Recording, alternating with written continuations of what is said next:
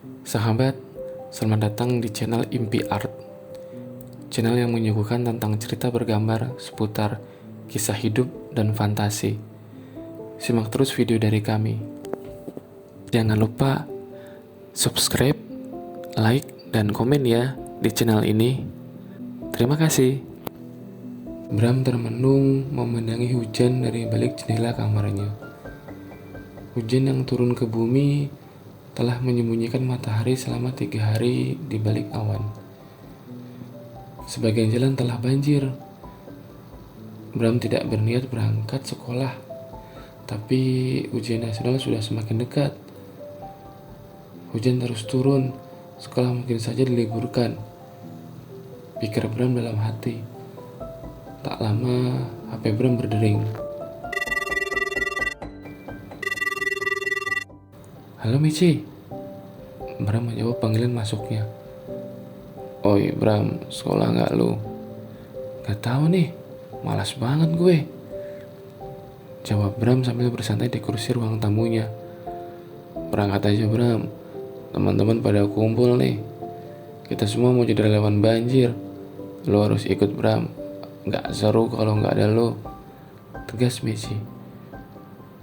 Gue izin nyokap dulu ya Michi, jawab Bram.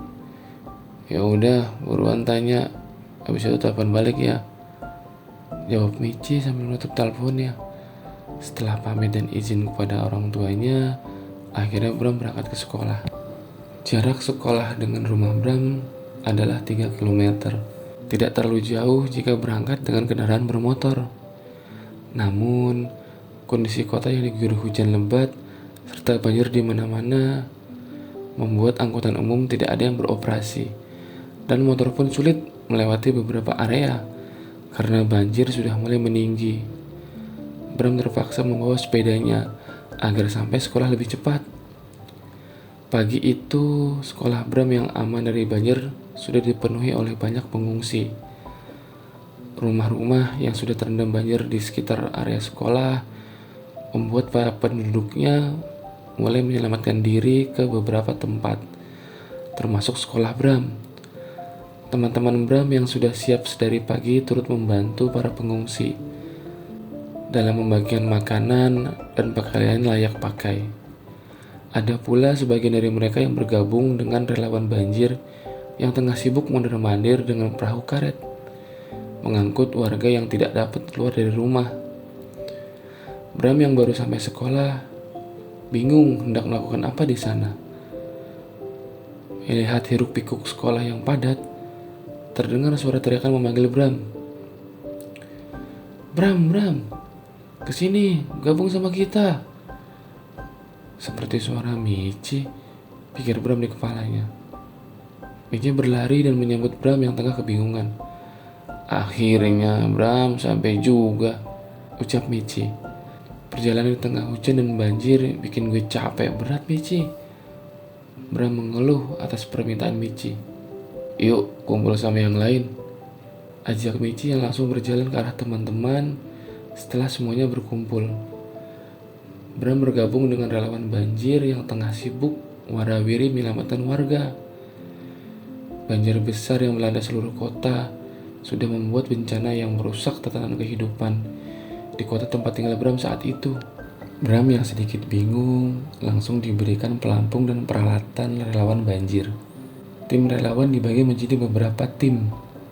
Bram dan Michi bergabung dengan tim 3 yang bertugas menyusuri wilayah belakang sekolah bersama 2 orang petugas relawan lainnya. Perahu karet yang didayung mulai menjauh dari sekolah. Mereka menyusuri rumah-rumah warga dan berteriak memanggil para penduduk yang masih berada di dalam ataupun di atap rumah. Di tengah hujan yang deras diliputi angin kencang, terdengar suara banyak penduduk meminta tolong. Jalan demi jalan disusuri oleh Bram dan tim relawan. Saat perahu karet mendekat, tidak semua warga ingin ikut ke tempat pengungsian.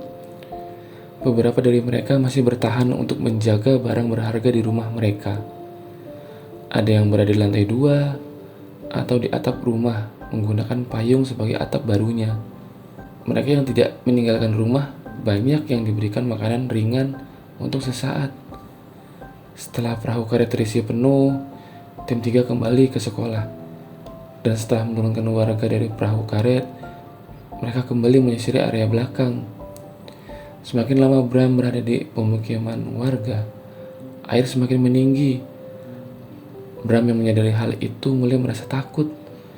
Di tengah hujan yang semakin lebat, tim 3 memutuskan untuk menghentikan penyelamatan dan kembali ke sekolah.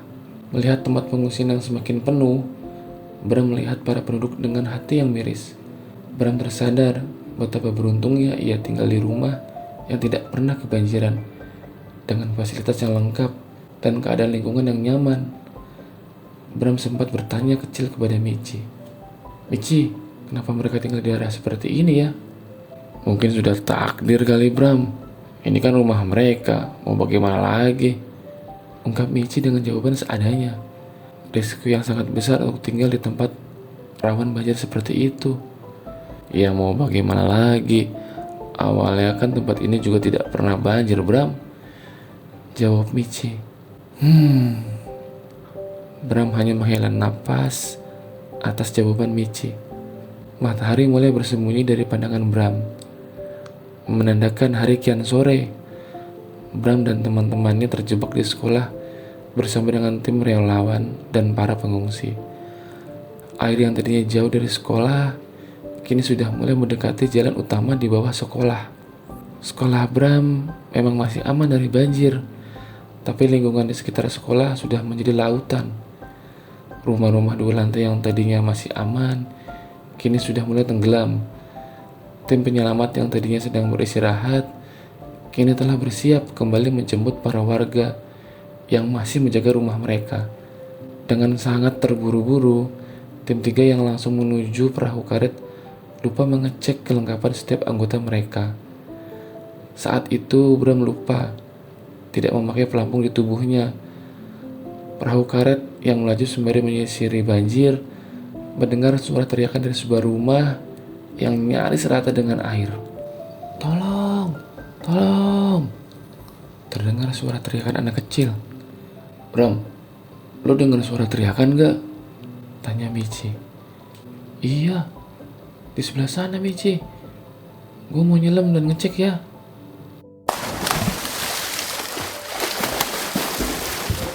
Tanpa pikir panjang, Bram langsung melompat dari perahu karet, lalu menyelam ke rumah yang tengah tenggelam. Setelah berenang menuju rumah tersebut, Bram sampai di sebuah ruangan yang sudah nyaris tenggelam. Dengan modal nekat, Bram membawa anak yang nyaris tenggelam untuk menyelam menuju perahu karet. Setelah sampai di luar, Bram mengantar anak tersebut ke atas perahu karet. Ketika anak tersebut berhasil disambut oleh Michi, tiba-tiba sebuah tiang tumbang dan menghantam tubuh Bram sampai tenggelam. Suara tiang listrik menghantam air. "Ah!" Suara teriakan Bram terdengar keras dan menghilang di dalam air.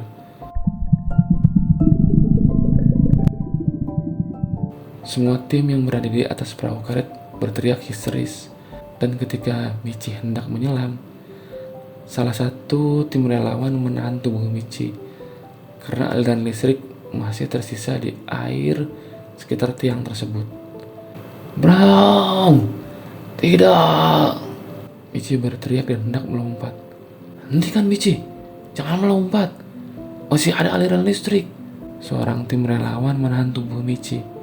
"Jangan hentikan gue bang. Bram, tenggelam bang. Dia bisa mati di bawah sana," teriak Michi. Tim relawan itu menundukkan kepalanya sambil menahan tubuh Michi. "Sudah terlambat Michi. Kita tidak bisa menyelamatkan Bram. Jika kamu ikut melompat, kamu juga tidak akan selamat," jawab tim relawan itu. "Kalian belum pantas disebut tim relawan." Michi menjawab dengan tubuhnya terlihat pasrah. Semua yang ada di perahu karet itu hanya bisa terdiam sambil menunggu aliran listrik menghilang. Setelah aliran listrik menghilang, Michi dan seorang tim relawan langsung menyelam untuk mengangkat tubuh Bram. Dengan kondisi tubuh yang terjepit tiang listrik di bawah air, mereka kesulitan mengangkat tubuh Bram. Dengan kondisi tim 3 yang lama tidak kembali ke sekolah, tim ke-1 dan tim kedua segera menyusul mereka. Setelah sampai di tempat kejadian, mereka tidak dapat berkata apapun. Melihat keadaan di depan mata mereka, tim 3 yang bolak-balik ke air untuk mengangkat Bram akhirnya berhasil dengan dibantu oleh tim 1 dan tim 2. Perahu karet tim 3 langsung menuju rumah Bram untuk mengamankan jasad Bram yang sudah terbujur kaku di atas perahu karet tersebut. Kepala sekolah yang ikut menyusul melihat tubuh Bram yang sudah kaku. Wajahnya langsung memucat dan ia segera menghubungi orang tua Bram. Keadaan rumah Bram sangat mencekam. Suasana yang masih hujan deras membuat keluarga dan tetangga Bram kesulitan mengurus jasad Bram di rumahnya. Pemakaman Bram dilakukan esok paginya. Saat hujan sudah mulai mengecil, mereka langsung menuju pemakaman dan melakukan prosesi pemakaman tubuh Bram yang mati seolah menjadi pahlawan di tengah bencana banjir itu. Proses pemakaman Bram berlangsung dengan lancar walau ditemani dengan hujan rintik-rintik. Setelah semua orang bubar, kedua orang tua Bram masih meratap di depan kuburan Bram dan dipaksa pulang oleh keluarga besarnya. Ayah, Bram kecilku, kita harus pergi ke apa? Ucap sang ibu sambil menangis di atas makam Bram. Sabar bu, ini sudah menjadi suratan takdir Bram kita, jawab sang ayah dengan wajah berusaha tegar. Ayo kita kembali ke rumah dulu. Abang, mbak, jangan meneteskan air mata di makam. Tidak baik untuk sang mayit. Keluarga Bram berusaha membawa mereka pulang. Sepeninggal Bram, anak yang diselamatkan oleh Bram datang ke rumahnya dan mengucapkan terima kasih beserta rasa bela sungkawanya. Kedua orang tua Bram hanya bisa terdiam, menyaksikan anak kecil tersebut menjelaskan semuanya. Saat malam hari, ibu Bram membenahi barang-barang pribadi milik Bram di kamar pribadinya dan saat itu pula, sang ibu menemukan sebuah buku catatan di laci meja Bram. Di lembar terakhirnya bertuliskan, Bram menyayangimu, Mah. Semoga Mama sehat selalu. Jangan sampai sakit ya, Mah. Membaca tulisan tersebut, isak tangis dan cucuran air mata tidak berhenti di wajah sang ibu. Mendengar suara tangisan yang sangat kencang, ayah Bram langsung naik ke kamar Bram dan berusaha menenangkan istrinya itu. Walaupun di hati sang ayah juga terasa pilu, namun ia berusaha menahannya.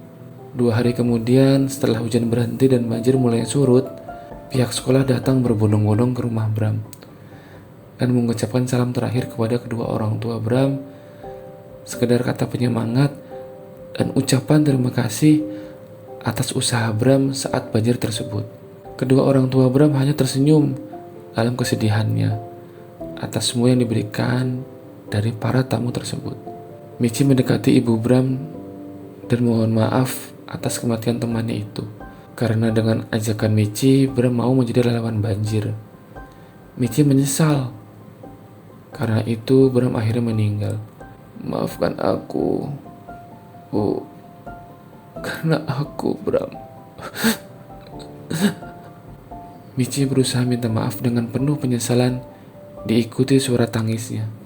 Dengan isak tangis dan rasa penuh penyesalan, Michi menangis di bahu ibu Bram. Ibu Bram yang tidak tahan atas suara tangis Michi pun ikut pecah suara tangisnya. Awalnya ibu Bram sangat kecewa dan kesal kepada Michi. Akan tetapi setelah melihat suara Michi yang penuh penyesalan itu, akhirnya sang ibu mengabulkan semua permintaan maaf Michi. Sampai setelah semua orang pergi, kedua orang tua Bram benar-benar harus merelakan kepergian anaknya tersebut. Dukung terus ya channel ini dengan cara klik subscribe, komen, dan like-nya ya. Sampai bertemu di video kami berikutnya. Terima kasih.